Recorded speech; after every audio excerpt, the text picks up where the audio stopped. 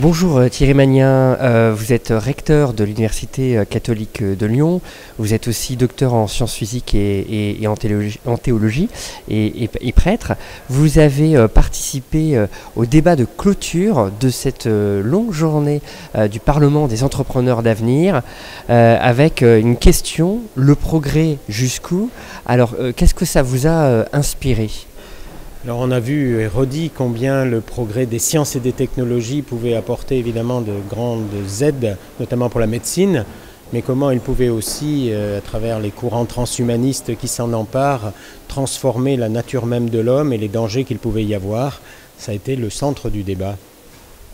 Donc principalement sur le progrès technologique, ou est-ce qu'il existe d'autres formes de progrès ou de définition du progrès ?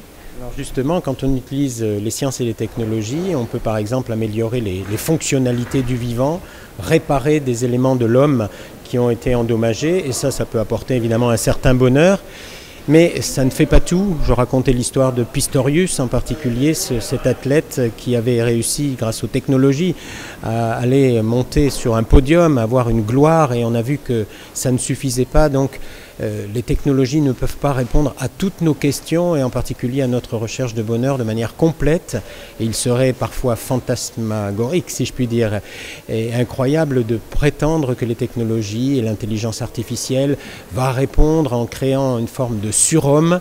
Devant ces excès, comment réagir et surtout comment former les scientifiques et les futurs cadres, par exemple, que nous sommes en train de former dans nos universités, à ce croisement des disciplines entre la biologie, les humanités, pour que ces technologies soient au service de l'homme véritablement, un aspect social extrêmement important et un aspect politique aussi extrêmement important. Dans la journée, à plusieurs moments, on a fait référence, par exemple, à la démarche du Bhoutan, qui il y a de nombreuses années avait proposé un nouvel indicateur, le bonheur national brut, en opposition au produit national brut. Qu'est-ce que vous pensez de cette approche, puisqu'on vient de parler de bonheur ? Je crois qu'elle est un signe que nous cherchons aujourd'hui plus large qu'un bonheur simplement lié à une performance de fonctionnalité, une performance technologique. Oui, cette performance technologique, elle est importante, mais on voit bien qu'il y a beaucoup d'autres éléments qui jouent sur la recherche de bonheur.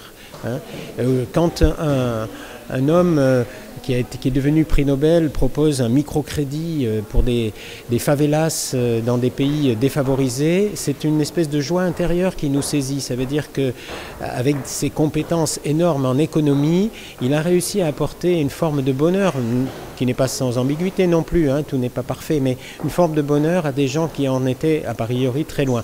Quand l'ingéniosité est au service de cette forme de prendre soin des plus démunis, alors là peut-être bien que c'est l'humanité tout entière qui est gagnante. Merci beaucoup. Merci.